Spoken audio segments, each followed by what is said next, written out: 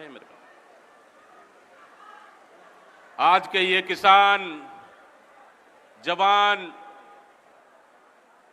और संविधान जनसभा में उपस्थित हम लोग के बीच में अखिल भारतीय कांग्रेस कमेटी के राष्ट्रीय अध्यक्ष, हम सबके नेता माननीय मल्लिकार्जुन जी हम लोग के बीच में उपस्थित हुए हैं। एक बार जोरदार इस छत्तीसगढ़ की धरती पर आपका बहुत बहुत स्वागत है। तालियों से एक बार स्वागत करिए। और साथ ही हम लोग के बीच में हमारे एआईसीसी के महासचिव माननीय केसी वेणुगोपाल जी, छत्तीसगढ़ के प्रभारी माननीय सचिन पायलट जी और हमारे नेता प्रतिपक्ष माननीय चरणदास महंत जी, पूर्व मुख्यमंत्री एआईसीसी के महासचिव माननीय भूपेश बघेल जी साथ में आए हैं, प्रभारी प्रशासन एआईसीसी गुरदीप सिंह सप्पल जी, पूर्व उप मुख्यमंत्री टीएस सिंहदेव जी, पूर्व मंत्री सीडब्ल्यूसी ताम्रध्वज साहू जी, राज्यसभा सांसद फूलोदेवी नेताम जी, ज्योत्सना महंत जी, साथ में एस संपत सर, जरीता लेप्टांग जी, विजय जांगीर जी और तमाम हमारे पूर्व मंत्री साथीगण मोहम्मद अकबर जी, रविंद्र चौबे जी, सुकुमार डहरिया जी, मोहन मरकाम जी, अनिला बेड़िया जी, जयसिंह अग्रवाल जी, रुद्र गुरु जी, उमेश पटेल जी, अमरजीत भगत जी, धीरेन्द्र साहू जी और अमित शुक्ला जी, सत्यनारायण शर्मा जी और हमारे डीसीसी के शहर और कांग्रेस। आदरणीय साथियों, मैं अगर नाम लूंगा तो समय लग जाएगा, इसलिए तमाम हमारे मंचासीन नेतागण, प्रदेश के पदाधिकारी और हमारे विधायक साथी, जिला कांग्रेस के अध्यक्षगण और हमारे मेयर और मंच के सामने बैठे बस्तर से लेकर सरगुजा तक, जहां मोहल्ला मानसपुर से लेकर रायगढ़ तक तमाम हमारे कार्यकर्ता साथीगण, हमारे किसान, जवान, यूथ और हमारे तमाम ब्लॉक कांग्रेस और तमाम महिला कांग्रेस, तमाम एनएसवाई यूथ कांग्रेस और हमारे फ्रंटल के पूरी टीम, सबको बहुत बहुत बधाई और शुभकामनाएं देता हूं। आदरणीय साथियों, आज मैं सबको धन्यवाद देता हूं कि लगातार इस बरसात के मौसम में भी न पानी से डरे न और किसी से डरे, बल्कि इतने भारी बरसात में आप लोगों ने हमारे नेता माननीय मल्लिकार्जुन खड़गे जी को सुनने के लिए और उनको एक आशीर्वाद लेकर एक प्रदेश में नई ऊर्जा देने के लिए आप लोगों ने शामिल हुए। बहुत बहुत बधाई और शुभकामनाएं। आदरणीय साथियों, मैं अध्यक्ष महोदय जी को अवगत कराना चाहता हूं, इस 1.5 साल की सरकार ने छत्तीसगढ़ को बर्बाद कर दिया है। इस 1.5 साल की सरकार ने छत्तीसगढ़ में किसान बदहाल हुआ है। इस 1.5 साल की सरकार में छत्तीसगढ़ के युवा सड़कों पर ठोकर खाने को मजबूर है। इन्होंने वादा किया था हम 1 लाख लोग को नौकरी देंगे, लेकिन आज छत्तीसगढ़ का सरकार बता दे कि 1.5 साल में कितने लोगों को नौकरी दिया है। हिम्मत है तो श्वेत पत्र जारी करे। 100 लोग को नौकरी नहीं दे पाया है। पूरे शिक्षा विभाग खाली है। आदरणीय साथियों, इसलिए शिक्षा विभाग में 10,463 स्कूल बंद करने का निर्णय लिया। जब 15 साल की सरकार थी भारतीय जनता पार्टी की, 3,500 स्कूल बंद कर दिया और अब आई तो 10,000 स्कूल बंद किया। एक तरफ गली गली दारू बिक रहा है, एक तरफ चौक चौराहे में नकली शराब बिक रहा है, अवैध शराब बिक रहा है, 67 नई शराब दुकान की खुल रही है, लेकिन 10,463 स्कूल बंद हो रहा है। आदरणीय साथियों, इसलिए हम कहना चाहते हैं कि इस सरकार से हमको आने वाला समय में डटकर मुकाबला करना है, क्योंकि युवाओं के लिए रोजगार नहीं है इस सरकार में। आदरणीय साथियों, और कहना चाहता हूं मैं, बस्तर से लेकर सरगुजा तक नक्सलवाद के सफाई के नाम से इस सरकार ने आदिवासियों को जल और जंगल, जमीन, खनिज संसाधन को हड़पने का काम किया। हम लगातार सवाल उठाते रहे कि अमित शाह जी लगातार बस्तर क्यों आ रहे, इसलिए क्योंकि छत्तीसगढ़ की खनिज संसाधन को अपने निजी चहेते उद्योगपतियों को सौंपना चाहते हैं और यह सच भी साबित हुआ। आदरणीय साथियों, बस्तर के 2 खनिज संसाधनों को रुंगटा स्टील, आर्सेलर मित्तल को बेच दिया।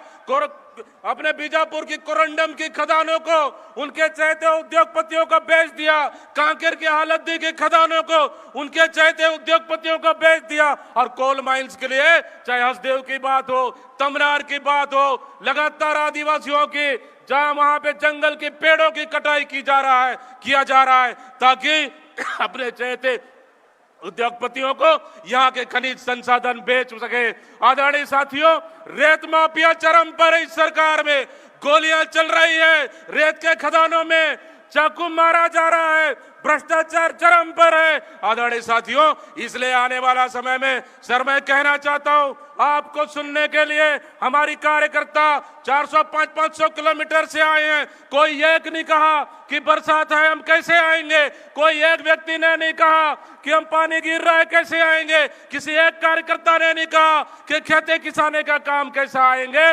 मैं धन्यवाद देता हूं। एक कार्यकर्ता ने फोन किया, सर नदी में बाढ़ आया है मैं कैसे करके आऊं। मैंने कहा देख लेना, अगर पार कर सकते हो तो आ जाना, नहीं तो कोई दिक्कत नहीं है, आपकी सुरक्षा सबसे पहले जरूरी है। उसने कहा हमारे पास नाव का व्यवस्था है, मैं नाव पार करके इस कार्यकर्ता में इस सम्मेलन में शामिल होना चाहता हूं। आदरणीय साथियों, एक फिर कार्यकर्ता का फोन आया, सर हमारे पुल के ऊपर से पानी बह रहा है, रोड बंद हो गया, कैसे करूं। कोई बात नहीं, कोई दूसरा विकल्प है। हाँ सर है, 20 किलोमीटर घूमना पड़ेगा, दूसरा रोड है जहां ऊंचा पुल है, हम लोग उस पुल से आना पड़ेगा। और आज उस कार्यकर्ता पे उस पुल को पार करके आज आपको सुनने के लिए आया है। नाव से पार करके दूसरा रोड चेंज करके न नदी रोक सका, न नाला रोक सका। आदरणीय साथियों, इसलिए मैं कहना चाहता हूं छत्तीसगढ़ कांग्रेस जन जन के लिए लड़ रही है। चाहे किसी गरीब का आवाज टूटे, चाहे किसी एनएसवाई का कार्यकर्ता की बात हो या किसी और नेता की बात हो, हमारी पार्टी लगातार जन जन तक पहुंचकर किसान के लिए हो, यूथ के लिए हो, आदिवासी के लिए हो, मजदूर के लिए हो, ओबीसी के लिए हो, हर वर्ग के लिए बराबर लड़ाई लड़ रही है। हमारा एक ही मकसद है, 2028 में इस सरकार को उखाड़ कर फेंकेंगे और आने वाला में छत्तीसगढ़ में कांग्रेस की सरकार लाएंगे। सर हम लोग विधानसभा चुनाव भले हार गए, लोकसभा चुनाव हमारा पक्ष में नहीं आया, लेकिन हमारा हौसला और मनोबल कमजोर नहीं हुआ है। इस सरकार से ईंट बजाने को तैयार है। इसलिए 1.5 साल में इस सरकार को साबित कर दिए कि यह सरकार छत्तीसगढ़ की जनता के कामों के लिए पूरी तरह से विफल हो चुकी है और ये सरकार कांग्रेस की लड़ाई में पूरी तरह से बैकफुट पर आई है। और मैं अपनी वाणी को यहीं पे समाप्त करते हुए अंत में कहता हूं, निश्चित रूप से हमारी लड़ाई छत्तीसगढ़ के हक के लिए, हमारी लड़ाई छत्तीसगढ़ की जनता के लिए, हमारी लड़ाई गरीब के लिए, यहाँ के आदिवासी के लिए, यहाँ के मजदूर के लिए। और सब आदरणीय साथियों, पल पल का रहेगा, चाहे सर हमारी सर नहीं झुकेगा, बल्कि गोली खाना पड़े, डंडा खाना पड़े, या फिर बिल्कुल हम लोग को चाहे किसी भी परिस्थिति में हो, हर परिस्थिति में कांग्रेस के कार्यकर्ता मजबूती से गांव से लेकर प्रदेश तक डटे हुए हैं। निश्चित रूप से हमारा मनोबल कहीं कम नहीं हुआ है। अंत में अपना वाणी को विराम देते हुए, जमाने भर की ठोकरों से हम डरते नहीं, जमाने भर के ठोकरों से हम डरते नहीं, सितारे तोड़ लाएंगे, अंधेरों से हम डरते नहीं। बहुत बहुत धन्यवाद के साथ मैं अपने वाणी को विराम दे रहा हूं। जय भारत, जय छत्तीसगढ़, जय हिंद, जय किसान, जय जवान, जय संविधान। धन्यवाद। बहुत ही ओजस्वी उद्बोधन के लिए बहुत बहुत धन्यवाद आदरणीय बैस साहब। मैं उद्बोधन की अगली कड़ी को बढ़ाते हुए बहुत ही सम्मान के साथ हमारे पूर्व गृह मंत्री CWC के सदस्य आदरणीय ताम्रध्वज साहू जी को आमंत्रित करता हूं कि कृपया मंच पर आएं और संक्षिप्त में अपने उद्बोधन से हम सब साथियों में जोश भरने का काम करें। आदरणीय ताम्रध्वज साहू जी। आज के इस गरिमामय कार्यक्रम में, जिसे किसान, जवान और संविधान जनसभा का नाम दिया गया है, हमारे बीच उपस्थित हमारे राष्ट्रीय अध्यक्ष बहुत ही सम्माननीय श्री मल्लिकार्जुन खड़गे जी, हमारे संगठन के राष्ट्रीय महामंत्री आदरणीय केशव वेणुगोपाल जी, हमारे जनरल सेक्रेटरी प्रभारी सचिन पायलट जी, जनरल सेक्रेटरी और पूर्व मुख्यमंत्री आदरणीय भूपेश बघेल जी, प्रदेश अध्यक्ष दीपक बैज जी, नेता प्रतिपक्ष आदरणीय चरणदास महंत जी, पूर्व उप मुख्यमंत्री टी.एस. सिंहदेव जी, मंचासीन सभी सम्मानित सचिवगण, विधायकगण, पूर्व मंत्रीगण, सांसदगण, पूर्व सांसदगण, जिला Congress committee, block Congress committee के सम्मानित अध्यक्षगण, पदाधिकारीगण,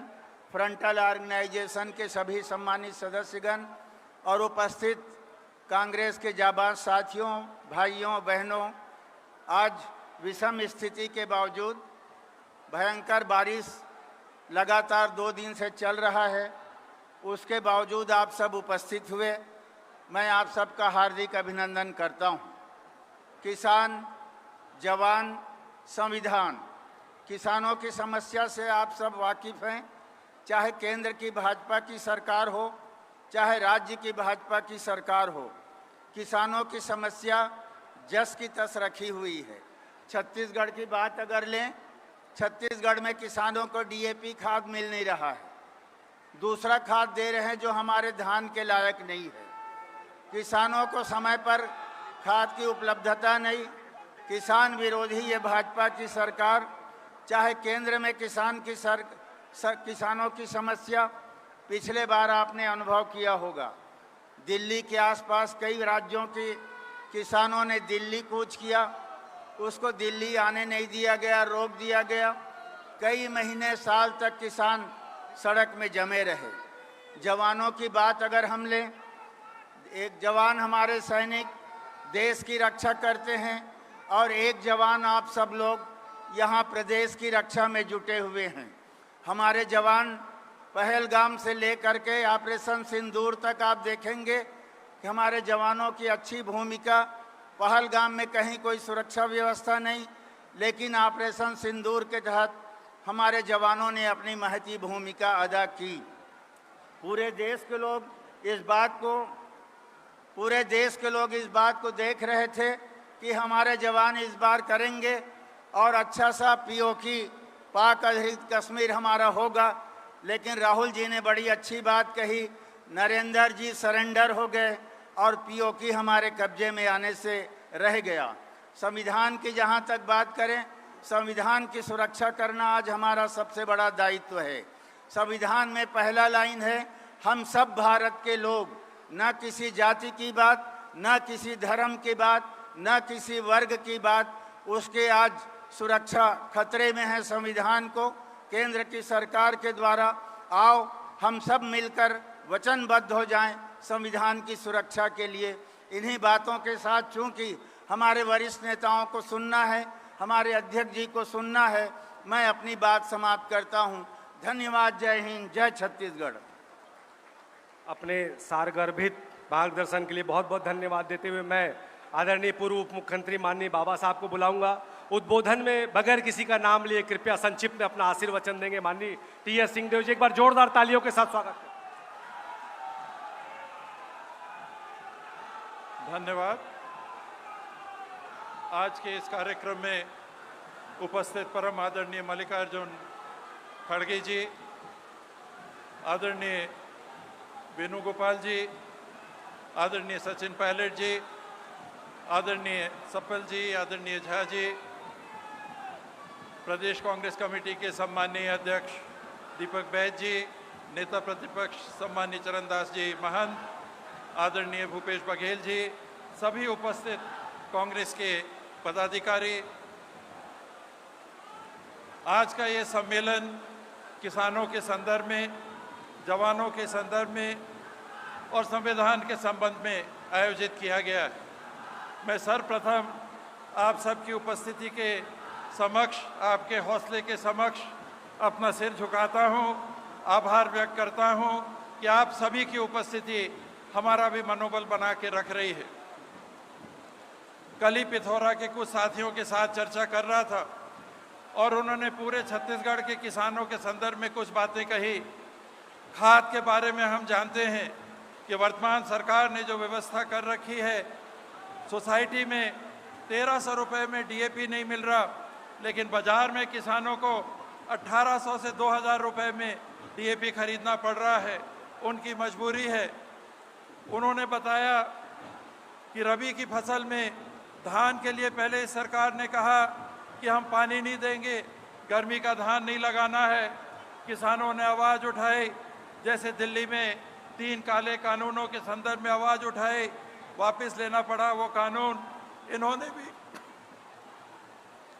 पानी देने का सुनिश्चित किया, लेकिन अगर पानी देने के लिए कहा तो साथियों ने मुझे बताया कि बिजली नहीं मिली और 7-7 एकड़ जिन किसानों ने धान बोया, कम से कम 3 से 4 एकड़ उन किसानों के धान की फसल मर गई।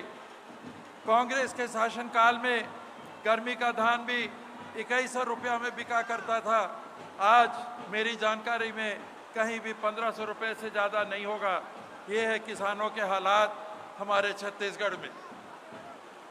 जवानों के संदर्भ में जिस अग्निवीर योजना के माध्यम से सरकार ने छल किया, आज उसको आगे बढ़ते हुए देखिए। जब पहलगांव का संदर्भ आया तो हमारी वायुसेना जिसने जवाब दिया, उनकी स्थिति क्या है? 42 स्क्वाड्रन, 18 हवाई जहाज एक स्क्वाड्रन में होते हैं।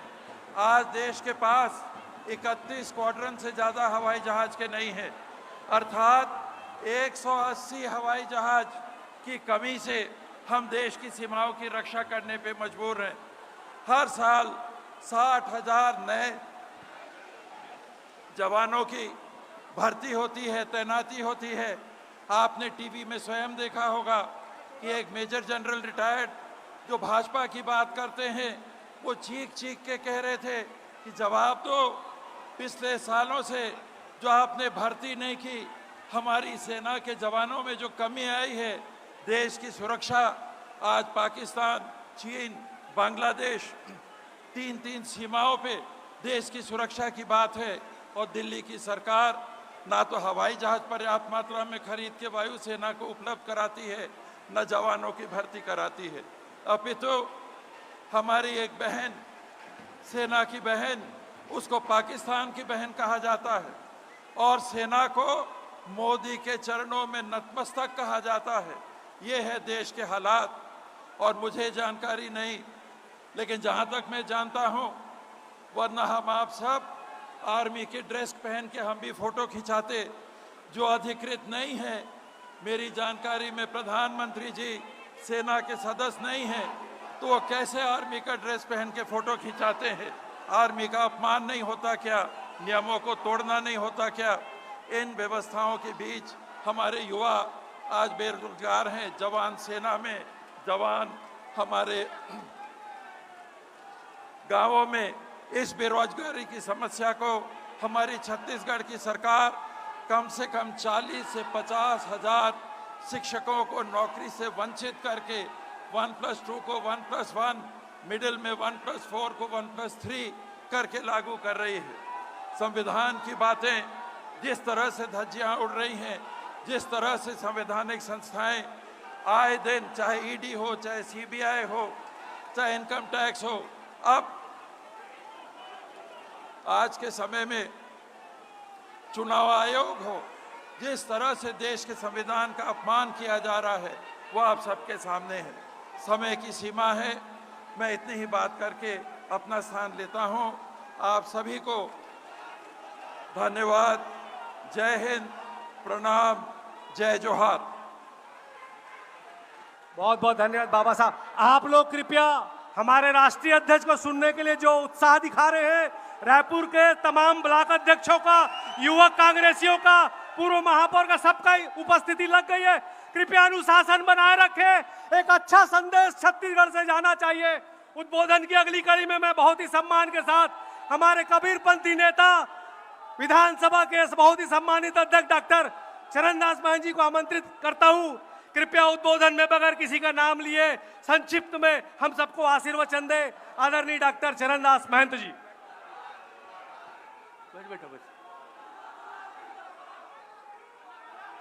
अखिल भारतीय कांग्रेस कमेटी के हमारे माननीय अध्यक्ष, प्लीज प्लीज प्लीज प्लीज माननीय मल्लिकार्जुन खड़गे जी, आपकी बड़ी कृपा है जो इतने भरे बरसात में हमारे किसानों के बीच, जवानों के बीच यहाँ उपस्थित हुए हैं। आदरणीय हमारे प्रशासन महामंत्री के सी वेणुगोपाल जी, पहली बार आप इस जनसभा में आए हैं, मैं आपका हार्दिक अभिनंदन करता हूं। और मैं चाहता था कि आप 2 मिनट के लिए ज़रूर उपस्थित हों। यहाँ पड़ोस में सर, यहीं पड़ोस में टाटीबंद का नाम का एक जगह है, वहाँ हजारों की संख्या में आपके लोग रहते हैं। जवाहरलाल नेहरू जी ने जब यहाँ भिलाई स्टील प्लांट बनाया था तो आपके यहाँ के बहुत सारे कामगार यहाँ आते हैं। यहाँ पे माटा राइस मिलता है सर, यहाँ पे आपकी मंदिरें हैं, यहाँ आपका ओणम का त्यौहार मनाया जाता है, और यहाँ आपके केरल के, छत्तीसगढ़ के भाईचारा का संबंध है। इसलिए लोग चाहेंगे कि आप उनके बीच आएँ, 2 मिनट बात करें। मैं आपसे अंत में निवेदन करना चाहूँगा। हमारे प्रभारी आदरणीय सचिन पायलट जी, जो हमारे please please please please please please जो यहाँ के उनके मित्रवत व्यवहार ने सबका दिल जीत लिया है। आदरणीय हमारे दीपक बैठ जी की कठिन परीक्षाएं क्या है, क्या है, क्या है, क्या है बेटा, बंद करो, बंद करो। पूर्व मुख्यमंत्री और हमारे पंजाब के प्रभारी भाई भूपेश बघेल जी, टी.एस. सिंहदेव साहब, ताम्रध्वज साहू जी, हमारे गुरदीप सिंह छप्पल जी, नवीन जी, प्रभारी सचिवगढ़, दोनों सांसद फूलो देवी जी, ज्योत्सना जी, धनेन्द्र साहू चौबे जी, अकबर भाई, गुरु जी, जय सिंह जी, डहरिया जी, अमरजीत, गुरमुख सिंह, अमितेश, अरुण, देवेंद्र, मलकीत सिंह और सब साथी, प्लीज प्लीज यार, क्या कर रहे हो तुम, क्या कर रहे हो?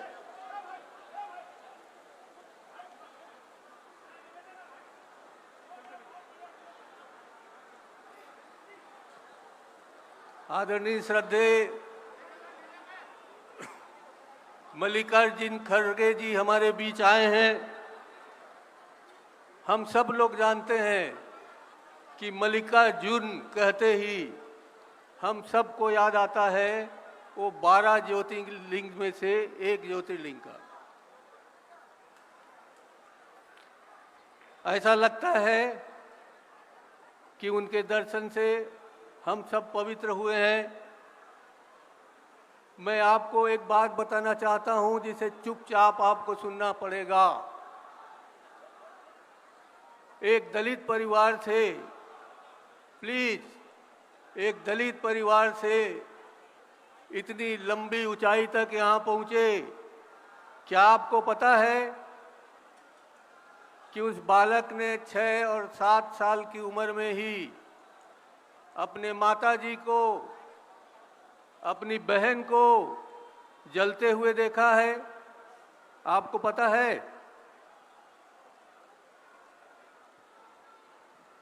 1948 में हैदराबाद रियासत के लोगों ने उनके गांव में हमला किया और हमला में सबके घर जला दिए गए। उनकी माताश्री, उनके बहन उस हमला में, उस जलने में शहीद हो गए। किसी तरह 6-7 साल का बच्चा अपने पिता से साथ रुककर किसी तरह से वहाँ निकल के आज देश की सेवा में लगे हैं। ऐसे महामना को आप सबको प्रणाम करना चाहिए।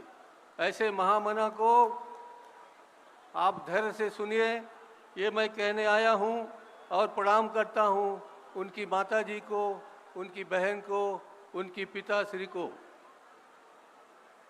माननीय अध्यक्ष जी,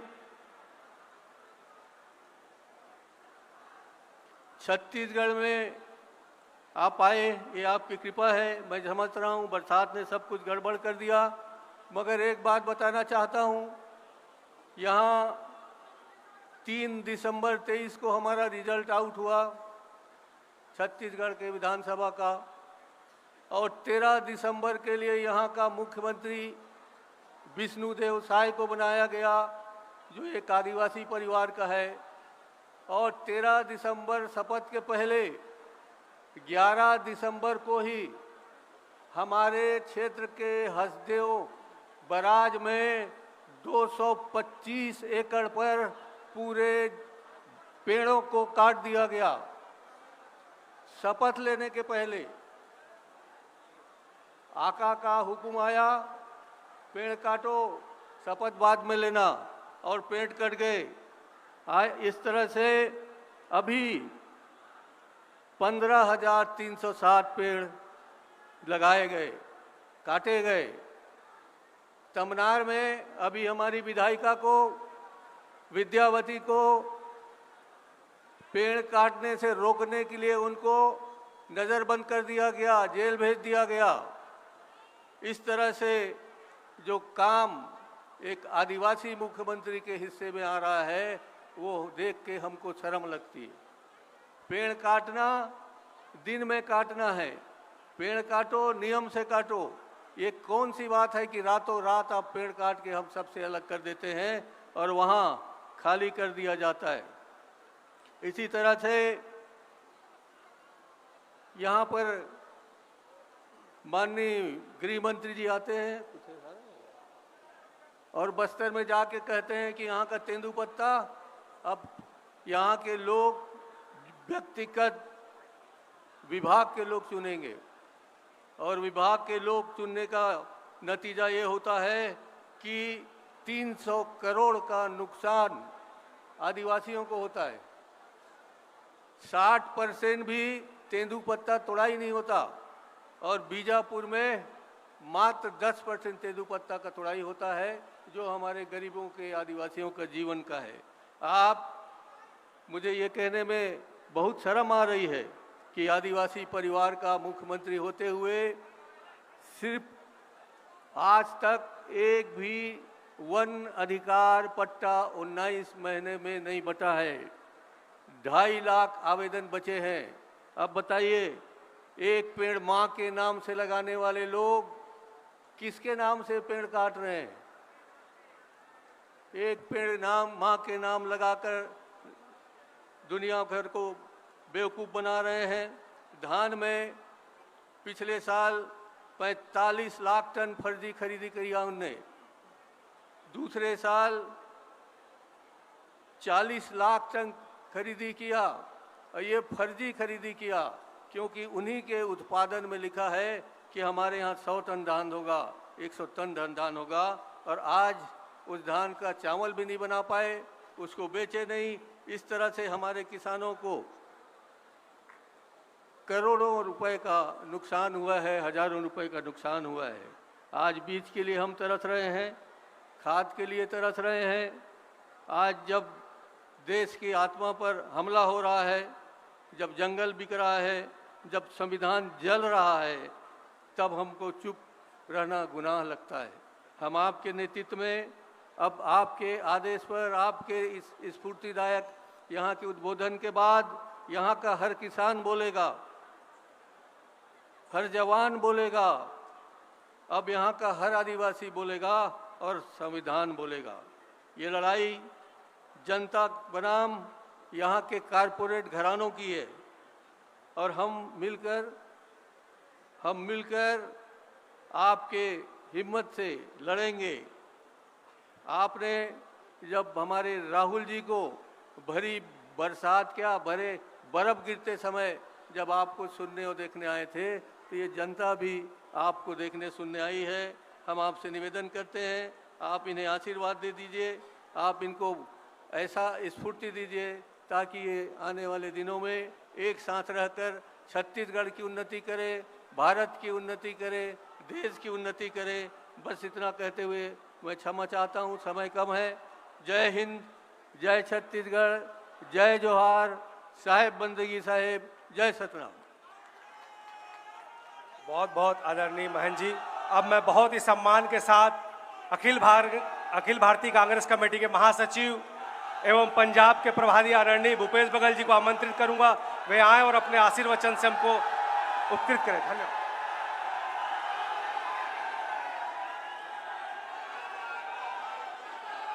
अखिल भारतीय कांग्रेस कमेटी के राष्ट्रीय अध्यक्ष आदरणीय मल्लिकार्जुन खड़गे जी, हमारे संगठन के जनरल सेक्रेटरी ऑर्गेनाइजेशन आदरणीय वेणुगोपाल जी, राष्ट्रीय महासचिव और छत्तीसगढ़ के प्रभारी आदरणीय सचिन पायलट जी, तीनों हमारे राष्ट्रीय सचिवगण, हमारे छत्तीसगढ़ के भी 3 राष्ट्रीय सचिव उपस्थित हैं, उनका भी स्वागत करता हूं। सभी हमारे सांसदगण, आदरणीय डॉक्टर चरणदास महंत जी, आदरणीय दीपक जी, हमारे प्रदेश अध्यक्ष आदरणीय ताम्रध्वज साहू जी, आदरणीय टी.एस. सिंहदेव जी, सभी हमारे सांसदगण, सभी हमारे विधायकगण, हमारे पूर्व मंत्रीगण और संगठन से जुड़े हुए सभी साथीगण, जिला कांग्रेस कमेटी के अध्यक्ष, ब्लॉक अध्यक्ष, साथ ही युवा कांग्रेस, एनएसयूआई सेवा दल, महिला कांग्रेस और सभी संगठन के सब साथीगण, उपस्थित प्रदेश भर के आए हमारे कांग्रेस के कार्यकर्ता गण, सभी उपस्थित देवियों, सज्जनों, युवा साथियों और पत्रकार साथियों का मैं अभिनंदन करता हूं, स्वागत करता हूं। आदरणीय खड़गे जी, आज से 2.25 साल पहले जब यहां अखिल भारतीय कांग्रेस कमेटी के प्लेनरी सेशन हो रही से और वही सत्र में आप अध्यक्ष बने और ओकर बाद विधानसभा लोकसभा चुनाव छोड़ के पहली बार आप आए हो। सब जन से निवेदन करता हूं, मैं खड़गे जी के जोरदार ताली बजा के स्वागत करो, अभिनंदन करो। आप तो स्वागत करा था, ऊपर वाला भी खूब स्वागत करा था। बस्तर और सरगुजा में पानी गिरत रही से, लेकिन बिलासपुर, रायपुर, दुर्ग में पानी नहीं रही से आप आए तो पानी तक जबरदस्त गिरा थे और इसने कार्यकर्ता मन के उत्साह उमंग दिखाई पड़ा थे। बरसात है, नदी नाला उफान में है, ओकर बावजूद भी कांग्रेस के कार्यकर्ता मन यहाँ आए से नहीं रोक सके। अवकर स्थिति में दोनों हाथ जोड़ के सबो कार्यकर्ता साथी मन नमन करत हूं, प्रणाम करत हूं।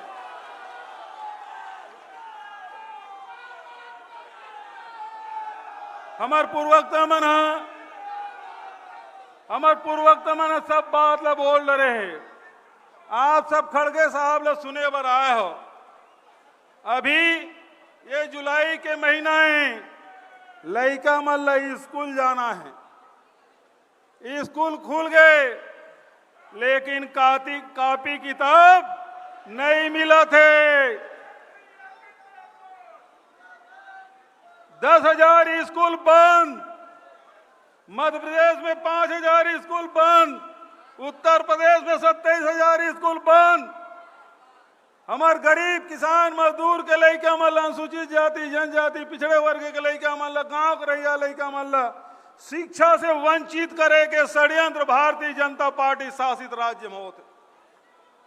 जी हाँ, हमारे लड़का मन के भविष्य बर्बाद करे बर आमादा है मन, उन्हें किसान मन के भविष्य भी बर्बाद करे बर ये डबल इंजन की सरकार, ये केवल विष्णुदेव सरकार जिम्मेदार नहीं है, बल्कि केंद्र के मोदी और शाह सरकार भी जिम्मेदार है कि आज देश के किसान ला, छत्तीसगढ़ के किसान ला एक बोरी डीएपी बर तरसा दे, एक बोरी डीएपी बर तरसा दे। प्रधानमंत्री दुनिया घूमा थे, लेकिन विदेश से जन खातू आना है वो डीएपी उपलब्ध नहीं करा सका थे।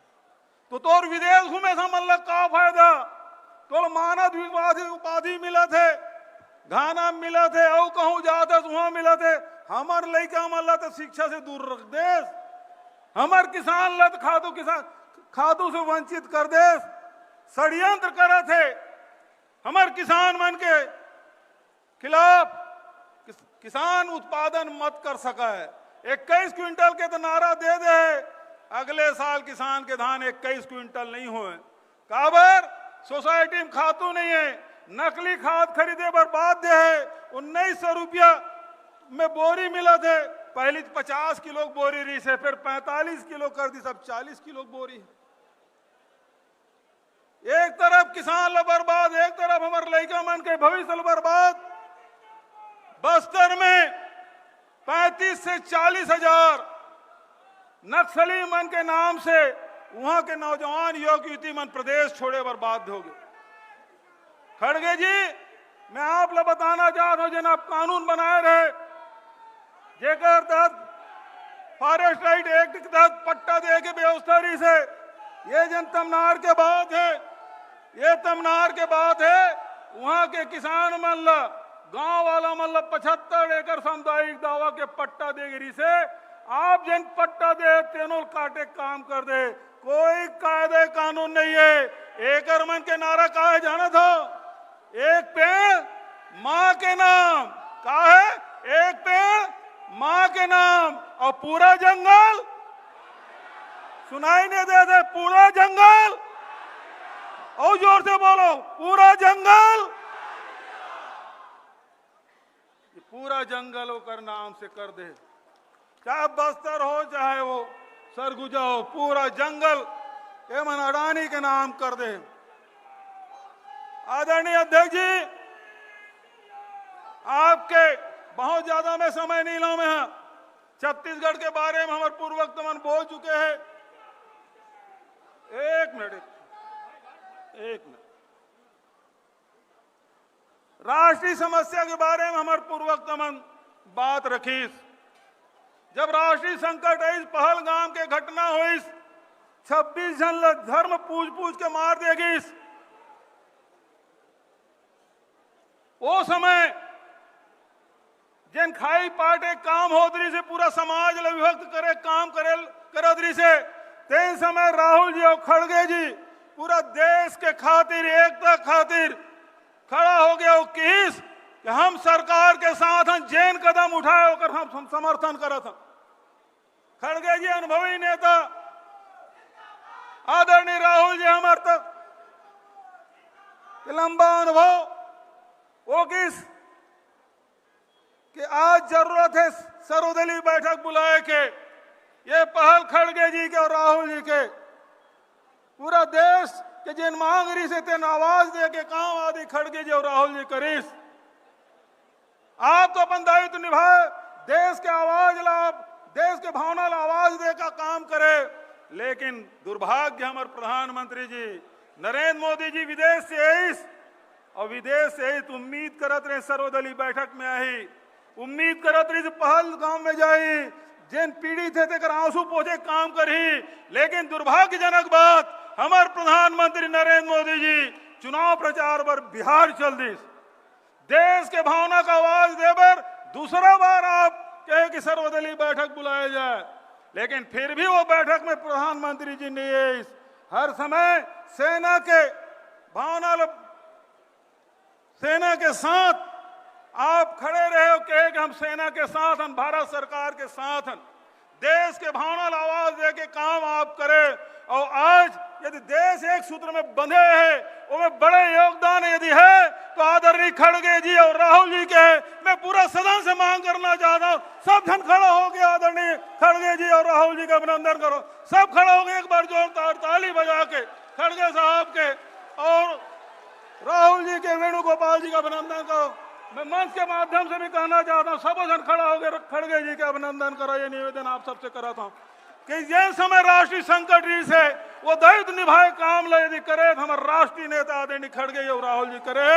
मैं ही शब्द के साथ पुनः अभिनंदन करते हुए छत्तीसगढ़ की धरती में अभिनंदन करते हुए अपन वाणी विराम देख पहले आप सबसे एक बार जोरदार नारा का अपील करता हूं, कांग्रेस पार्टी, कांग्रेस पार्टी, मल्लिकार्जुन खड़गे, मल्लिकार्जुन खड़गे, सोनिया गांधी, राहुल गांधी, वेणुगोपाल। बहुत बहुत धन्यवाद। जय हिंद, जय छत्तीसगढ़। बहुत बहुत धन्यवाद भैया। अब मैं उस शख्सियत को अपने बीच बुलाना चाहूंगा जिसको अपने प्रभारी के रूप में पाकर हम गौरवान्वित हैं, जिसकी मनमोहक मुस्कुराहट से ही कार्यकर्ताओं की थकान मिट जाती है। ऐसे पूर्व केंद्रीय मंत्री, पूर्व उप मुख्यमंत्री माननीय सचिन पायलट जी को मैं आग्रह करूंगा आशीर्वचन के लिए, और जोरदार तालियों के साथ यहां से राजस्थान तक तालियों की गड़गड़ाहट जानी चाहिए। आदरणीय सचिन जी। परम आदरणीय खड़गे साहब, हमारे संगठन महासचिव वेणुगोपाल जी, दीपक बैद साहब, चरणदास मैन जी, भूपेश जी, बाबा साहब,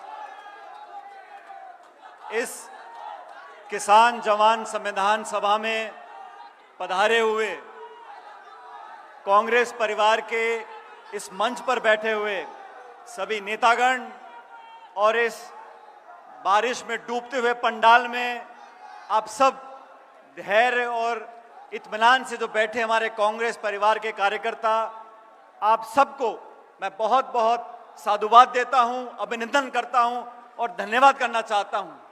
खड़गे जी, आज रायपुर में आप आए हैं, मेरा सौभाग्य है कि इस प्रदेश का प्रभारी होने के नाते मैं आपका स्वागत कर रहा हूं। वेणुगोपाल जी, आपका स्वागत कर रहा हूं। और हम देख रहे हैं पिछले 2-3 दिनों से इंद्र भगवान इतने मेहरबान हुए हैं कि बारिश रुक नहीं रही।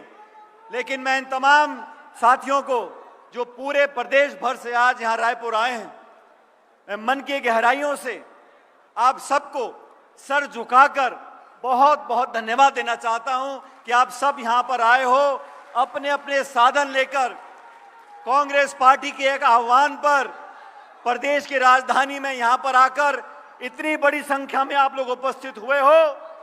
रायपुर छत्तीसगढ़ की सरकार और देश की सरकार देख रही है कि कांग्रेस के नाम से, कांग्रेस के नाम से आप सब यहां एकत्रित हुए खड़गे जी और वेणुगोपाल जी को सुनने के लिए। साथियों, कल मैं इस पंडाल का निरीक्षण करने के लिए आया था। मुझे कुछ पत्रकारों ने पूछा कि बहुत बारिश पड़ रही है, कल और बारिश पड़ेगी, आप सभा को स्थगित करना चाहते हैं, सभा कैसे होगी? मैंने कहा सभा जनता से होती है, कार्यकर्ताओं से होती है, और मुझे फक्र है मेरे कांग्रेस कार्यकर्ताओं पर। और मैंने कहा अभी तो आसमान से पानी टपक रहा है, आसमान से पानी बरस रहा है, अगर कल आसमान से आग भी बरसेगी तो कांग्रेस कार्यकर्ता रायपुर में आएंगे। और आप सबने दिखा दिया, तमाम विपरीत परिस्थितियों के बावजूद, तमाम चुनौतियों के बावजूद, भारी बारिश में नदियां पार कर कर बाढ़ जैसे हालात बने हुए हैं। आज मैं गदगद महसूस करता हूं कि कांग्रेस का कार्यकर्ता गांव से, शहर से आज यहां एकत्रित हुआ है इस प्रदेश सरकार को आईना दिखाने के लिए। ये सरकार ये 1.5 साल से यहां शासन कर रही है। नौकरियां बंद, स्कूल बंद, खाद बंद, जंगल कटाई चालू, महंगाई चालू, चाकूगिरी चालू, गोलियां चलना चाकू, दलित, महिला, नौजवान लगातार शोषण कर रही है सरकार। घमंड और अहंकार में आपको सत्ता दी है जनता की सेवा करने के लिए। डबल इंजन करते थे। पिछले साल जून में चुनाव हुआ, 240 पे आके अटक गए। 2 बैसाखी लेके आप सरकार चला रहे हो और रायपुर में कोई सरकार नहीं है।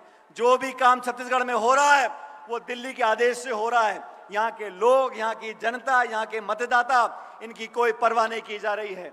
मैं तो इतना कहना चाहता हूँ खड़गे साहब, छत्तीसगढ़ में हम सरकार नहीं बना पाए, लेकिन हमारी सरकार के कामों को लोग आज भी याद कर रहे हैं। आज जनता समझ गई है कि चाहे धान की खरीद हो, फसल की सब खरीद हो, स्कूल खोलने हो, शिक्षा करानी हो, केंद्र की सरकार, यूपीए की और कांग्रेस सरकार ने यहाँ पर जो काम किया, आज जनता उसको याद कर रही है। लेकिन आने वाले समय में मैं आप सबको आह्वान करना चाहता हूं, 2018 से पहले कांग्रेस पार्टी ने जब चुनाव लड़ा था, जिस एकजुटता से, जिस जज्बे से, जिस ताकत से चुनाव लड़ा था, 2028 का जो चुनाव है हमें उसी एकजुटता, उसी ताकत, उसी जज्बे से चुनाव लड़ना है और वही बहुमत लेकर आना है। आज देश में, खड़गे साहब, पूरे देश में आज जनता भाजपा से तंग आ चुकी है, बदलाव चाहती है और कांग्रेस आप और राहुल गांधी जी के नेतृत्व में कांग्रेस ही वो विकल्प है जो देश को नई दिशा दे सकते हैं। संविधान को खोखला करने का जो कानून का काम ये सरकार कर रही है केंद्र की, और भाजपा ने अभी बिहार में मतदाता सूची में गलफत करनी चालू कर दी है। 1.5-2 महीने में करोड़ों लोगों के ये ज्ञापन लेंगे और मतदाता सूची में संशोधन करेंगे। हर संवैधानिक संस्था को नीतिगत तरीके से खोखला करने का काम ये सरकार कर रही है। साथियों, हम सबको मिलकर देश की खातिर, लोकतंत्र की खातिर, संविधान की खातिर आप सबको मिलकर एकजुटता से कांग्रेस को बूथ से लेकर प्रदेश तक मजबूत करना है।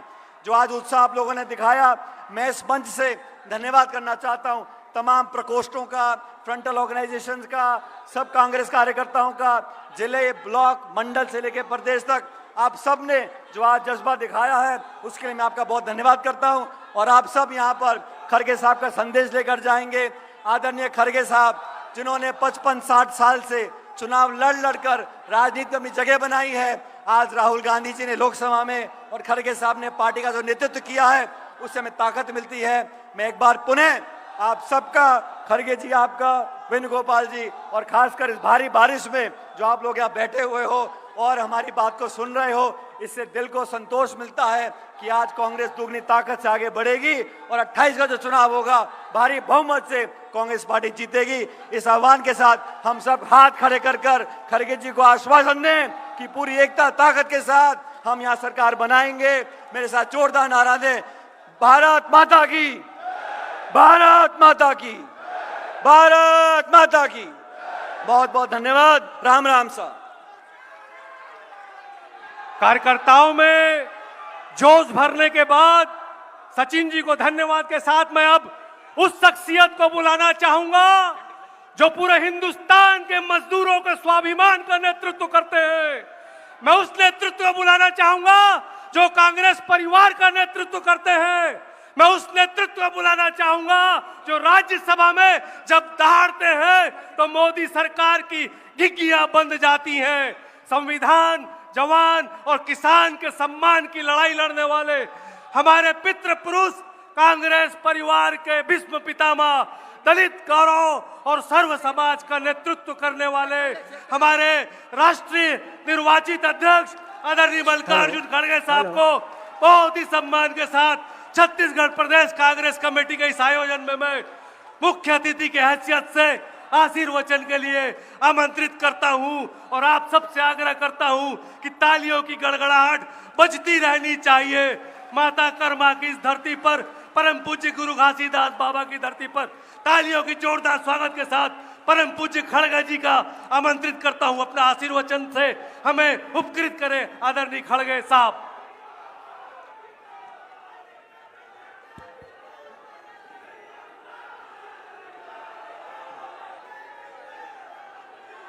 हेलो, शांत रहेंगे कृपया, हमें खड़गे साहब का सुनना है। कृपया शांत रहेंगे और बता देंगे कि छत्तीसगढ़ प्रदेश कांग्रेस कमेटी कार्यकर्ता अनुशासन में रहेंगे। सबसे निवेदन, कृपया खड़गे साहब को सुनेंगे शांति से।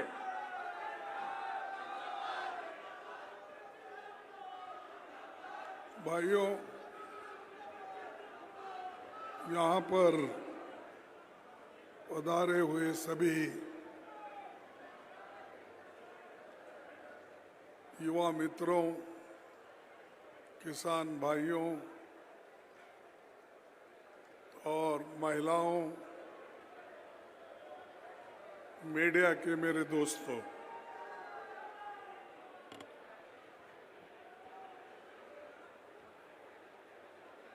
आज इस मंच पे पधारे हुए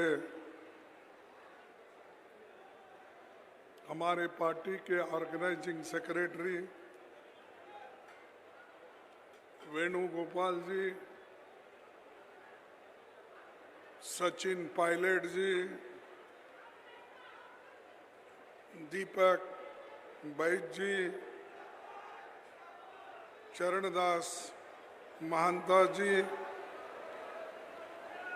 भूतपूर्व मुख्यमंत्री श्री भूपेश बघेल जी,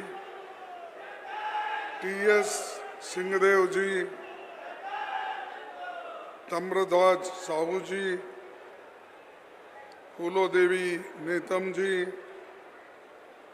सभी सांसद और विधायक और इस मंच पर बैठे हुए वरिष्ठ नेतागण, सभी डीसीसी, बीसीसी, पीसीसी के पदाधिकारी और फ्रंटल ऑर्गेनाइजेशन के अध्यक्ष,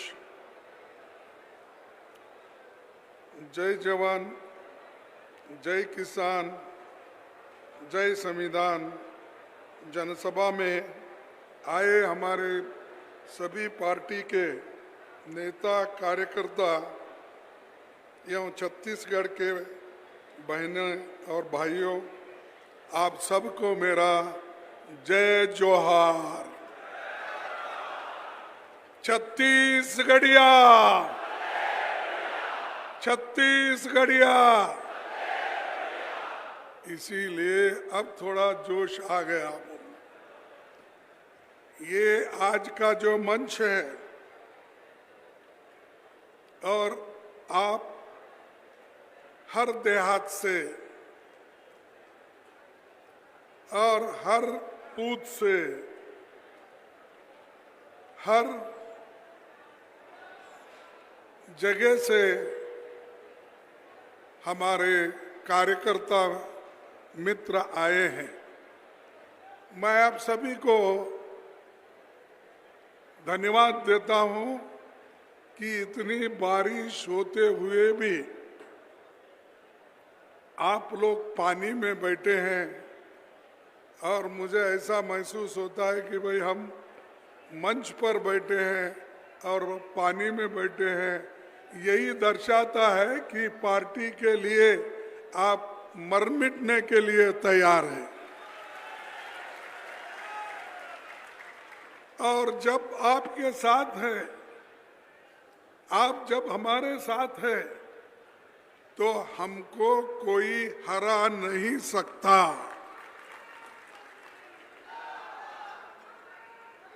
और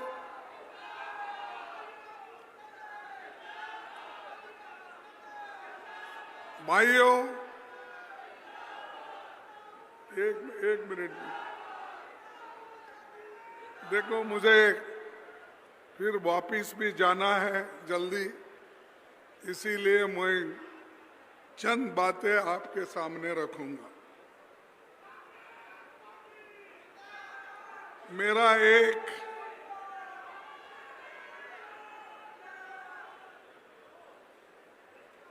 मेरा आपके साथ एक खास रिश्ता है। रायपुर में मेरी अध्यक्षता में फरवरी 2023 में कांग्रेस का महाधिवेशन हुआ था, जब बघेल जी मुख्यमंत्री थे और मंत्रिमंडल के सभी सदस्य भी यहाँ बैठे हैं। और उस वक्त यहाँ पर जो महाधिवेशन हुआ, उसमें मैं अध्यक्ष बनने के बाद उसका चयन 15,000 डेलीगेट्स ने मिलके मेरा उस वक्त प्रपोजल को अप्रूव कर दिया। इसीलिए मैं आपका आभारी हूं। पहला उपकार तो आपने किया है। अगर वो संविधान, हमारे कांग्रेस का संविधान के अनुसार यहाँ अप्रूवल अगर नहीं होता तो मैं इस कुर्सी पे बहुत दिन नहीं रख सकता था। आपने पुनः सब मिलके मुझे और एक बार पुष्टि देके चुन के लाया, इसीलिए मैं आप तमाम को धन्यवाद करता हूं। भाइयों, रायपुर से सामाजिक न्याय का जो नारा बुलंद हुआ, उसने 2024 में मोदी सरकार के अहंकार को उनकी अहंकार को तोड़ दिया। और आज बीजेपी ऐसी हालात में है, वो उनकी खुद की सरकार नहीं बना सके, उनकी मेजॉरिटी नहीं है। अगर कोई आप समझे कि मोदी फिर से चुन के आए हैं, ये नहीं। मोदी जी सिर्फ अपने दो टांग दूसरों के लेके वो चल रहे हैं। एक टांग है टीडीपी की और एक दूसरी टांग है बिहार के हमारे नीतीश बाबू की। ये दोनों टांगों पे चल रहे हो। अगर वो कभी थोड़ी सी उसको लात मार दिए तो मोदी जी कभी भी गिर सकते हैं। तो ये अहंकार 400 बार, इस बार 400 पार बोले। कहाँ है भाई? अगर आप हमको मध्य प्रदेश, छत्तीसगढ़ और 2-3 स्टेट सभी मिलके हमको 20 ही सीट अगर देते तो हम मोदी को गुजरात का रास्ता दिखा देते थे। भाई तुम जहां से आए हो वहां चले जाओ, लेकिन वैसा हो नहीं सका। लेकिन उन्होंने दूसरों को सपोर्ट लेकर आज हुकूमत कर रहे हैं और हर जगह गरीबों को लूटने का ही काम चल रहा है। अभी भी कुछ होता है। मेरे को तो ऐसा हुआ जब आप लोगों ने यहाँ पर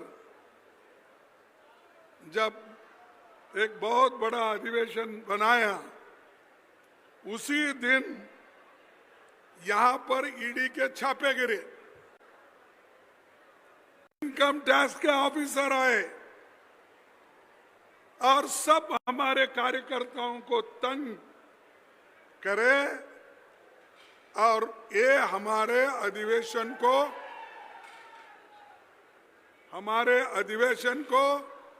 फेल करने के लिए। जरा चुप बैठो, आपका जोश चुनाव में दिखाओ, अब बैठो सर।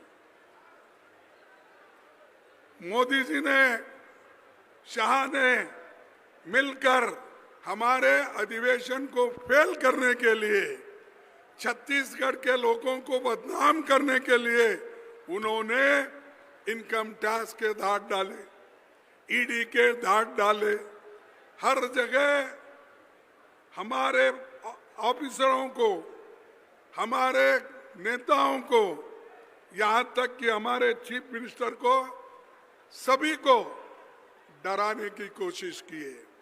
लेकिन छत्तीसगढ़ के लोग डरे नहीं, मुंह तोड़ जवाब देकर बहुत बड़ा अधिवेशन यशस्वी हो गया। सारे भारत के लोग वो जानते हैं। ऐसी ताकत आज हमारे छत्तीसगढ़ के लोगों में है। इसीलिए कितने बार तो यहाँ पर अमित शाह आने दो, मोदी आने दो, और कितने भी उनके चेले चपाटे हैं आने दो, छत्तीसगढ़ के लोग डरने वाले नहीं, झुकने वाले नहीं, मरेंगे लेकिन कभी किसी के सामने झुकेंगे नहीं। हमको खूब डराने की तो कोशिश पहले भी की है, अभी भी चल रहा है। तो सर आपको मालूम है, पार्टी के लिए, हमारे पार्टी के लिए जो जो काम किए, उन नेताओं को यहाँ जो बैठे हुए हैं, हमारे चीफ मिनिस्टर से लेकर दूसरे मिनिस्टरों को भी अभी भी सताने का काम चल रहा है। इसका मतलब यह है कि ये लोग अगर कमजोर हो गए तो पार्टी कांग्रेस कमजोर होगी छत्तीसगढ़ में। अगर छत्तीसगढ़ में कमजोर हो गई तो दिल्ली में भी ये कमजोर हो जाएगी। अगर कमजोर होगी तो राहुल गांधी जी इस देश के प्रधानमंत्री नहीं बनेंगे। ये उनका मंशा था। लेकिन आप डालो, कितना ईडी केस डालते डालो। यहां तक कि श्रीमती सोनिया गांधी जी, राहुल गांधी जी, जो नेशनल हेराल्ड पेपर जो आजादी के लिए निकाला था, जो पंडित जवाहरलाल नेहरू जी ने उसकी शुरुआत की थी आजादी की लड़ाई लड़ने के लिए, लेकिन वो पेपर रिवाइव करने के लिए और चलाने के लिए जब सोनिया गांधी जी ने कोशिश की तो उनको भी आज ईडी केस में डालकर कोर्ट में उसका केस चल रहा है। रोज क्या है, कहां निकला, कौन से पैसे मिले। अरे कांग्रेस को हमेशा ये लोग बदनाम करते हैं। अगर वो इनकी आदत है, अगर आकाश में चील उड़ती है तो ये कहते हैं भैंस उड़ रही है। ये इनकी आदत है और डराने की कोशिश करते हैं। देखो, जो डर गया वो मर गया। तुम नहीं डरेंगे तो ही आप जिंदा रहेंगे, नहीं तो ये लोग हमेशा के लिए डरा के रखेंगे। हमारा जल जंगल और ये तीनों आप बचाना है तो आप सभी को एक होना है उनके खिलाफ लड़ने के लिए। उनको कोई आपके ऊपर प्रेम नहीं है। बातें तो बड़े बोलेंगे, मुर्मू जी को हम प्रेसिडेंट ऑफ इंडिया बनाए, कोविंद को हमने प्रेसिडेंट बनाया। हाँ भाई बनाए, कई के लिए बनाए? हमारी संपत्ति छीनने के लिए बनाए, हमारे जंगल छीनने के लिए बनाए, हमारा जल रोकने के लिए बनाए, हमारी जमीन खींचने के लिए कर रहे। आज अदानी अंबानी जैसे लोग यहाँ आकर कब्जा कर रहे हैं, लाखों झाड़े तोड़ रहे हैं, कट कर रहे हैं, ऑक्सीजन कम हो रहा है, हर चीज आज कम होते होते हमारे आदिवासी भाई और छत्तीसगढ़ में रहने वाले सभी लोगों को उनकी जिंदगी को तबाह करने का काम मोदी कर रहे हैं। और शाह क्यों आ रहे बार बार? क्या तुम्हारा घर है क्या तुम्हारा ससुराल है यहाँ? क्या है बार बार यहाँ आना? और यहाँ के प्राइम मिनिस्टर यहाँ के चीफ मिनिस्टर तो ऐसे हैं, बैठो बोले तो बैठते, उठो बोले तो उठते। जो शाह बोलता है और जो हमारे नरेंद्र मोदी बोलते हैं, उठो उठ जाता है, बैठो बैठ जाता है। ये इसीलिए उनको बनाए। बाप बेचारा बहुत परेशान है, लेकिन क्या करना, कभी नहीं इसको कुर्सी मिली है, छोड़ना भी नहीं चाहता। कितना भी अपमान हो वो सहन लेता है, लेकिन तुम सहन लेंगे। ये तो अपमान छत्तीसगढ़ वालों का है। एक हमारा मुख्यमंत्री ऐसा झुक झुक के सलाम करता है, ऐसा झुक झुक के उनके सामने घुटने टेक देता है, तो ये छत्तीसगढ़ के स्वाभिमान के लिए बहुत बड़ा एक धोखा है, बहुत बड़ा अपमान है। तो इसलिए भाइयों, मैं आपसे यही विनती करूंगा, यहाँ उद्योगपति बहुत आ रहे हैं, कोयला और माइनिंग इन चीजों को लूटने के लिए, आपकी हालात देखने के लिए कोई नहीं आ रहा। यहाँ जो आ रहा है ये सब माइनिंग में कुछ मिलता क्या खोद खोद लेके जा रहे हैं, और उन्हीं को मोदी जी और शाह जी सपोर्ट कर रहे हैं। यही कारण है कि हमारे मित्रों ने जो कहा कि शाह बार बार आ रहे आपकी हालत पूछने के लिए नहीं, बार बार इसलिए आ रहे कि यहाँ के झाड़ तोड़ने के लिए। बार बार है कोयला कहाँ है, स्टील कहाँ है, आयरन ओर कहाँ है, और कुछ मिलता है, वो सब देखने के लिए वो आ रहे हैं। वो आपके पास किसी और चीज के लिए नहीं आ रहा। तो आप मजबूती के साथ ठहरना होगा।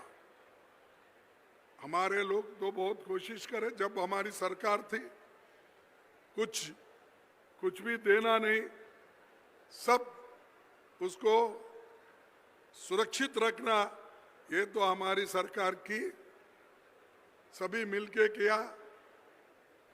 हमारे बघेल साहब ने किया, सिंहदेव जी ने किया, हमारे स्पीकर हमारे अपोजिशन लीडर है अभी, उन्होंने किया, सबने किया। मैं एक का नाम नहीं बोल, सभी लोग मजबूत के साथ ठहर के हमारा इस भाग का संपत्ति को उन्होंने सुरक्षित रखा। भाइयों, ये अपने बीजेपी के लोग बहुत वायदे करते हैं, और जो बघेल जी ने या हमारी कांग्रेस सरकार ने जो काम किया,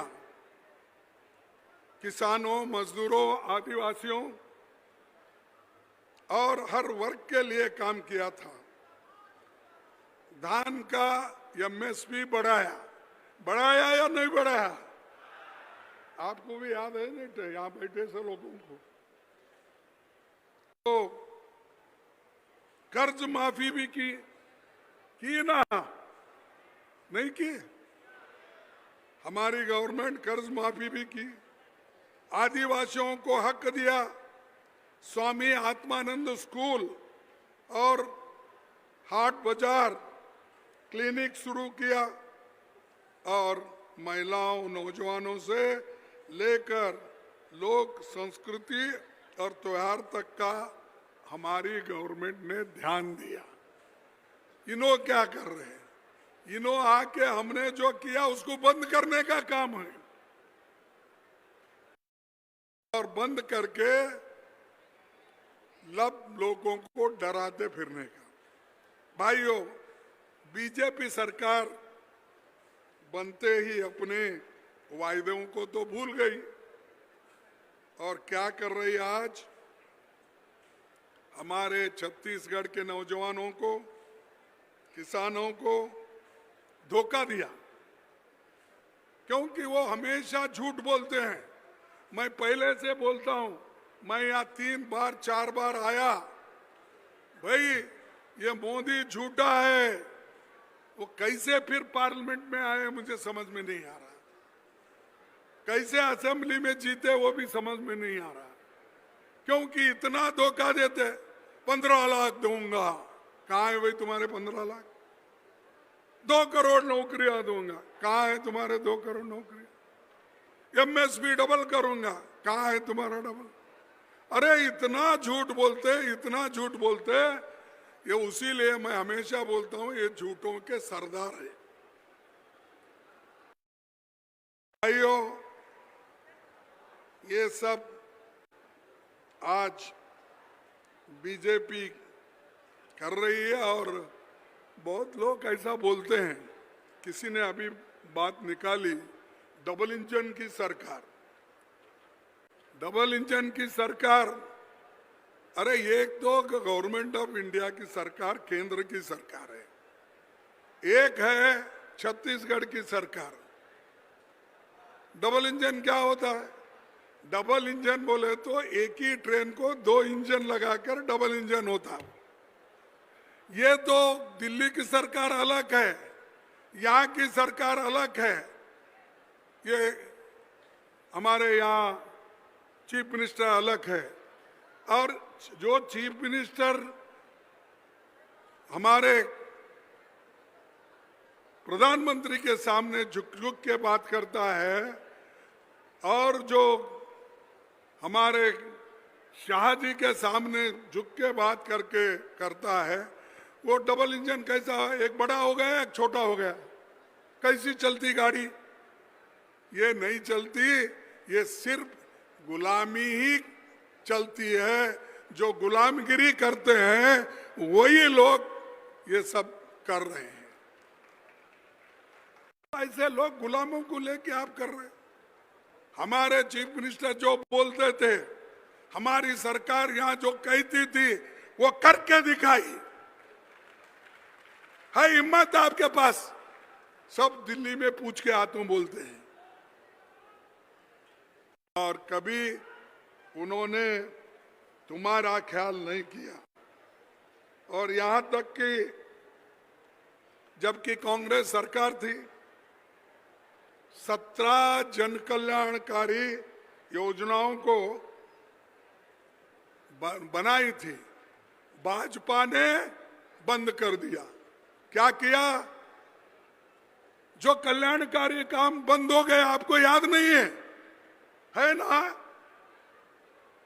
तो बंद हो गए। फिर भी लोग मोदी मोदी बोलते हैं। अरे बाबा, जो हम दिए वो छीन लेके गए हैं, चोरी किए, वो तो वापस दो। वो भी नहीं। देखिए जैसा क्या बंद किया बीजेपी ने, गौठान योजना, गोबर खरीदी, भूमिहीन कृषि मजदूरों को, महिलाओं की योजना, ये सारे चीज बंद हो गए ना? हो गए या नहीं? फिर पूछो उनको, जब शाह आते ना, साहब आपका चीफ मिनिस्टर तो सारा बंद कर दिया और आप टूर मार रहे हैं, आके कई के लिए मार रहे हैं? और यहाँ पर इंडस्ट्रियल पार्क वो भी बंद कर दिया।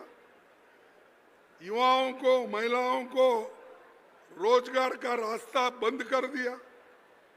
नौजवानों को 2,500 रुपए महीना भत्ता बंद कर दिया। भूमिहीन खेती मजदूरों को सालाना 7,000 रुपए देने का बंद कर दिया। सवाल ये है कि भाजपा के लोग ऐसा क्या कर रहे हैं जिसके लिए 25-26 में इनको 37,000 कर्जा इन्होंने बाहर से पैसे लाए। अरे काम तो कुछ नहीं कर रहे, ये सब योजनाएं बंद हो रही है। ये गारंटी जो हमारे कांग्रेस पार्टी की सरकार दी थी वो तो बंद कर दिए। 37,000 कर्जा क्यों लाए? कई के लिए लाए? सिर्फ एडवर्टाइजमेंट देने के लिए। पेपर में आप देखिए, कहीं भी उनका फोटो रहेगा, नरेंद्र मोदी का फोटो रहेगा, कभी कभी शाह का फोटो भी रहेगा। और शाह तो अब कोऑपरेटिव फेडरल यूनिवर्सिटी कुछ यूनिवर्सिटी बना रहे हैं। किनके लिए? गरीबों के लिए नहीं है, वो सिर्फ अमीरों के लिए ही बनाकर एक एक को अध्यक्ष बनाने का उनका काम है। लेकिन मैं जब कोऑपरेशन मिनिस्टर था कर्नाटक में, उस वक्त मैंने क्या किया, गरीब लोग मेंबर नहीं बन सकते, तो मैंने सरकार का पैसा देकर उनको मेंबर बना के फिर कोऑपरेटिव सोसाइटी में उनको डायरेक्टर बनाया। करो, आपकी हिम्मत है तो आप गरीबों का जो पैसा है उनको दो, उनके नाम से फंड डालो, उनको डायरेक्टर बनाओ, उनको अध्यक्ष बनाओ, बैंक में उनको सहूलत मिले, ऐसा करो। वो सब छोड़ के चंद लोगों के हाथ में कोऑपरेटिव बैंक रहना और सभी उनके हाथ में रहना, इसीलिए आज एक उन्होंने कोऑपरेशन जो ये है डिपार्टमेंट भी लिया। एक तो होम डिपार्टमेंट, दूसरा ईडी डिपार्टमेंट, तीसरा कोऑपरेटिव डिपार्टमेंट। कोई होम मिनिस्टर आज तक इतने पोर्टफोलियो लेकर लोगों को सताने का, लोगों को एक डर बिठाने का काम नहीं किया, इन्होंने किया।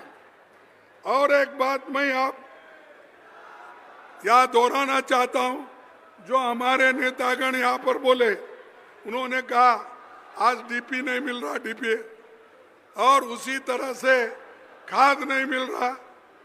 सब चीजें जो कांग्रेस में मिलती थी वो अब बंद हो गए। किसानों के लिए जो चीजें मिलती थी वो बंद हो गए। कहाँ गया पैसा, कहाँ गया गोबर, कहाँ गया ये अपना यूरिया, ये सब कहाँ है? ये सब बंद कर दिए, क्योंकि गरीबों को सताने के लिए आप लोगों के पीछे ये सरकार है।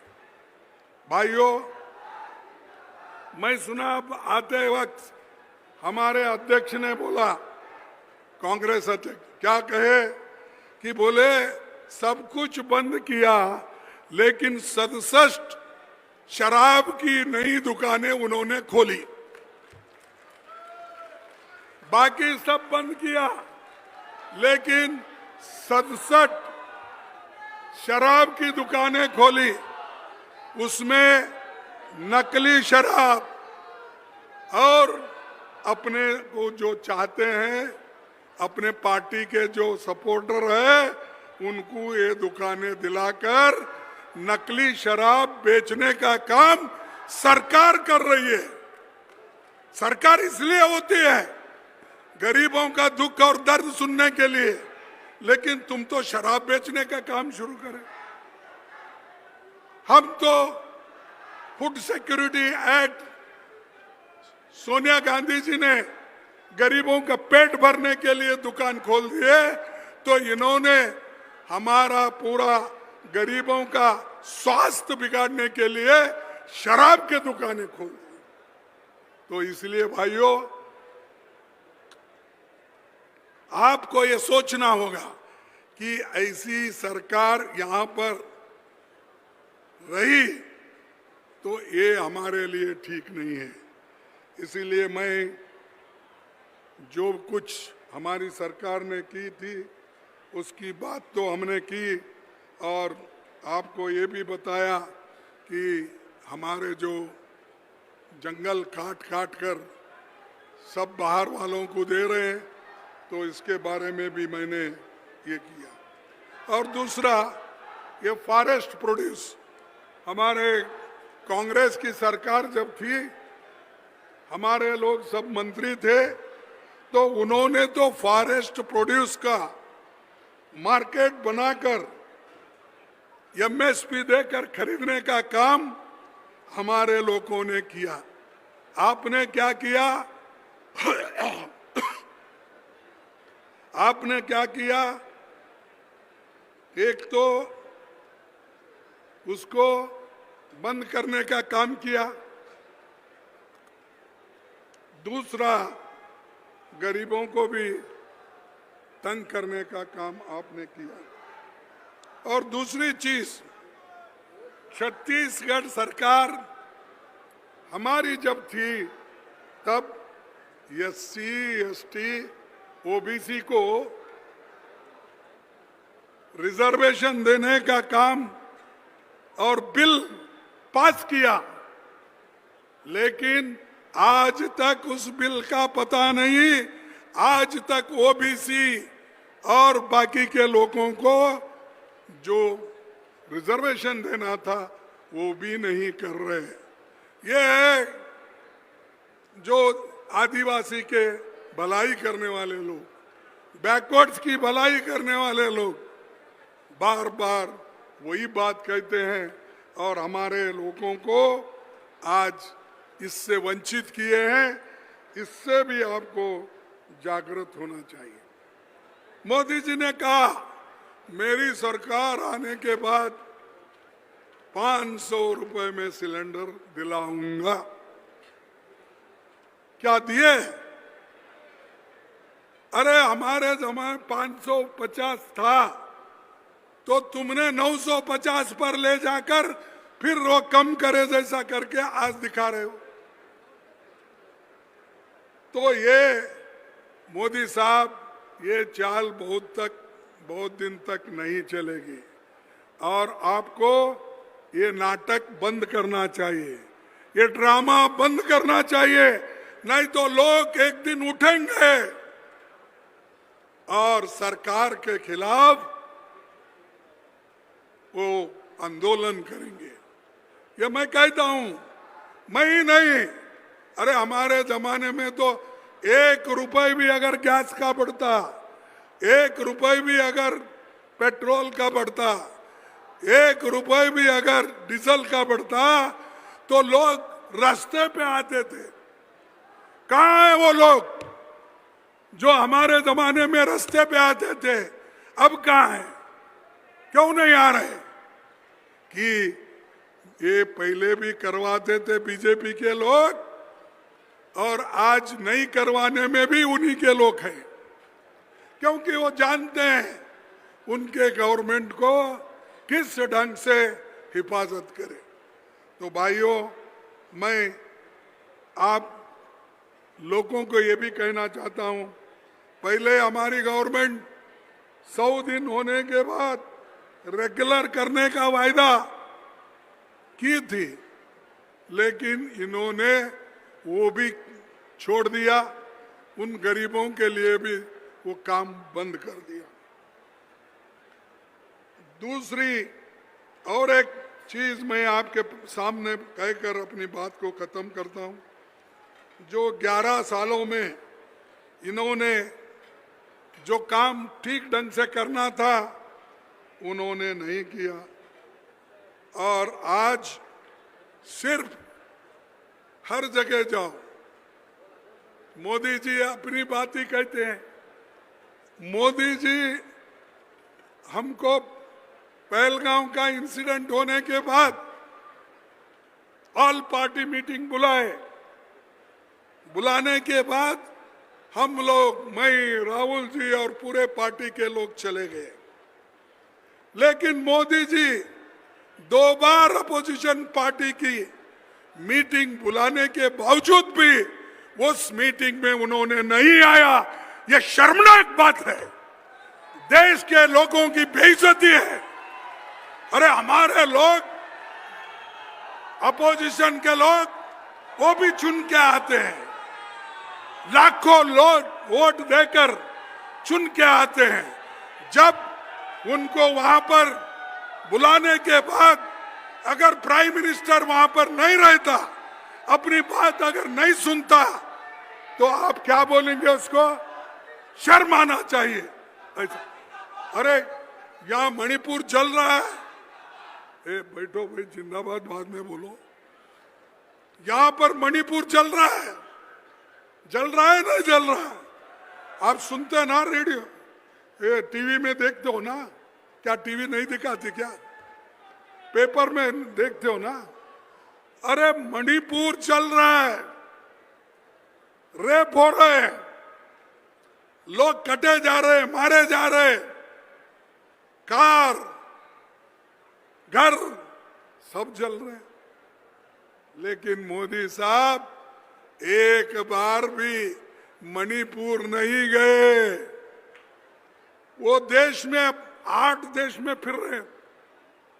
अरे बाबा, तुम 42 देशों में घूमे, अब 8 देशों में फिर घूम रहे हो, 50 देश घूम रहे हो, क्या एक मणिपुर में एक दिन के लिए नहीं जा सकते?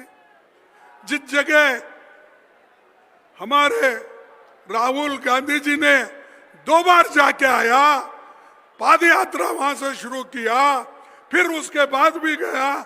जब राहुल गांधी जा सकते हो, तुम्हारे पास तो इतनी पुलिस की फौज है, इतने बड़े बड़े विमान है, इतने हेलीकॉप्टर है, तुम क्यों नहीं गए, मैं पूछता हूं। और हम कुछ बोले तो चंद लोगों को मिर्ची लगती है। भाई, तुम्हारे देश में तुम्हारे लोग मर रहे, वहां एकता लाओ। इधर तो वो ट्रंप ने बोला मैंने सुलझाया, पाकिस्तान और हिंदुस्तान की झगड़ा चली थी, मैंने सुलझाया, उसने बोला। एक बार नहीं, 16 बार बोला। कितने बार? 16 बार बोला। अरे ये तुम्हारे मुंह से कभी आया? ये सब झूठ है। हम आपस में तय कर लिए, मैं खुद उसको मान लिया। 16 बार बोलने के बाद सब लोग, हमारे देश के लोग गालियां देने के बाद तब कुछ बोले, नहीं नहीं हम ही करें। अरे जोर आवाज में बोलो ना, मैं कर ले, हम ही कर लिए, कोई इसमें नहीं है। तो एक 15 दिन 14 दिन के बाद 16 बार उन्होंने बोलने के बाद तब आहिस्ता बोलते, कोई नहीं करवाया समझौता, हम ही कर लिए। बाकी वो तो ऐसा बोलते, बड़ा भाषण देते, भाइयों और बहनों, जब तक ये मोदी है सब सुरक्षित। कहाँ है भाई मोदी? कहाँ है? मणिपुर में गायब है, गरीबों के लिए गायब है, इन्फ्लेशन बढ़ रहा है, गायब है, नौजवानों को नौकरी नहीं मिल रही, गायब है। अरे पकड़ लेके तो आओ उनको कोई। तो जो आदमी समस्या से भागता है, सुलझाने के बजाय भागता है, उनको पूछना चाहिए। हम पूछेंगे 21 तारीख को, आगे भी पूछेंगे। ऐसे लोगों के हाथ में हुकूमत आया है और सबको डराने का काम कर रहे हैं। भाइयों, चलने दो। और दूसरी, अब इधर इधर और एक बात निकली। और एक बात कौन सी निकली? वो क्या, उनका आरएसएस का एक है ना, कोई आदमी एक बोला, ये बोला संविधान से सेक्युलरिज्म और सोशलिज्म वर्ड ये निकालना है। क्या बोले? सेक्युलरिज्म एंड सोशलिज्म वर्ड पहले नहीं था, हम निकालेंगे। ठीक है भाई, निकालने वाले मेरे बहादुर दोस्तों, तुम्हारी ये जो संविधान का नियम है तुम्हारे पार्टी का, जरा अच्छा दिखाता हूं। ये बीजेपी पार्टी का संविधान है, 1980 में बना हुआ है। इसमें क्या लिखा है उन्होंने? अपने पार्टी के धारा 2 उद्देश्य इनका क्या उद्देश्य है, उतना ही पढ़ता हूं मैं। पार्टी विधि द्वारा स्थापित भारत के संविधान तथा समाजवाद, पथनिरपेक्षता और लोकतंत्र के सिद्धांतों के प्रति सच्ची आस्था और निष्ठा रखेंगी तथा भारत की प्रभुसत्ता, एकता और अखंडता को कायम रखेंगे। समाजवाद भी यहाँ आया है, सेक्युलरिज्म भी आया है। ये क्या मेरे बाप ने लिखा है क्या? कौन लिखा है? अरे 1980 में तुमने जब पार्टी स्थापना की उसमें यह लिखा है, और हमको बोलते हो निकालो। अगर हिम्मत है तो निकाल के देखो, पूरा देश खड़े होगा हमारे तरफ। तो ऐसे जो लोग हैं,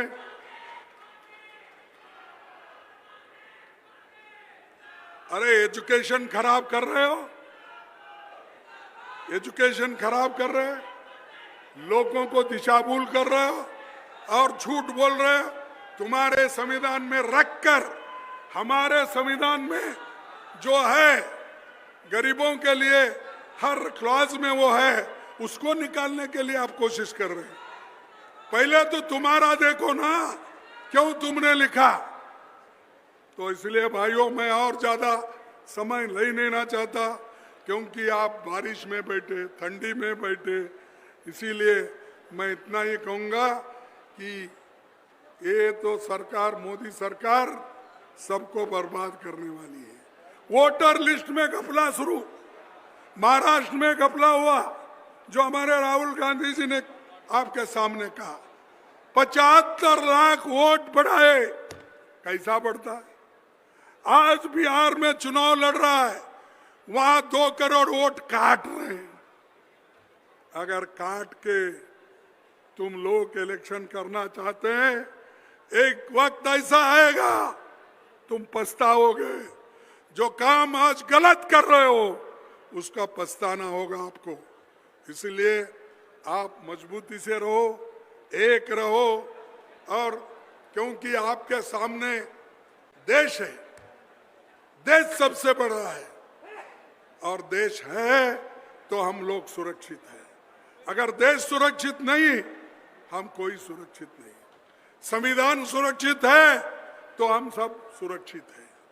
तो संविधान को बचाना, देश को एक रखना, सभी समाज को एक रखना, ये हमारा काम है। यही हमको महात्मा गांधी जी ने सिखाया, पंडित जवाहरलाल नेहरू ने सिखाया, इंदिरा गांधी जी ने सिखाया, और एकता के लिए जान देने वाले राजीव गांधी भी यही बात बोल के। इसलिए मैं और बातें न बोलते हुए इतने बातें आपको कहूँगा, कहकर मेरे 2 शब्द को समाप्त करूँगा। लेकिन मैं 1-2 स्लोगन बोलूँगा, आप भी उसको बोलो। छत्तीसगढ़िया, छत्तीसगढ़िया, छत्तीसगढ़िया, जय हिंद, जय हिंद, जय हिंद, जय हिंद, जय हिंद, जय हिंद, जय कांग्रेस, जय कांग्रेस, जय कांग्रेस। आपको सभी को धन्यवाद, नमस्कार, फिर मिलेंगे, नमस्कार। बहुत बहुत धन्यवाद। आदरणीय राष्ट्रीय अध्यक्ष जी के मार्गदर्शन और प्रेरणा स्रोत उद्बोधन के बाद, उनको धन्यवाद देने के बाद, हमारी एक परंपरा है सम्मान की, उसके लिए मैं भाई सुबोध हरितवाल जी को आमंत्रित करता हूं कि मोमेंटो भेंट करने के लिए वो मोमेंटो प्रतिवेदन प्रस्तुत कर रहे। भाई सुबोध हरितवाल। हमारे छत्तीसगढ़ की परंपरा और संस्कृति है कि हमारे अतिथियों का पूरे सम्मान के साथ सम्मान किया जाता है। आज हमारे बीच में आए कांग्रेस के राष्ट्रीय अध्यक्ष आदरणीय मल्लिकार्जुन खड़गे साहब का सम्मान करने के लिए, उन्हें छत्तीसगढ़ की संस्कृति का प्रतीक भेंट करने के लिए मैं चाहता हूं प्रदेश कांग्रेस कमेटी के ऊर्जावान अध्यक्ष आदरणीय दीपक बैज जी उन्हें मोमेंटो भेंट करें, जो छत्तीसगढ़ की कलाकृति, बस्तर की कलाकृति को प्रस्तुत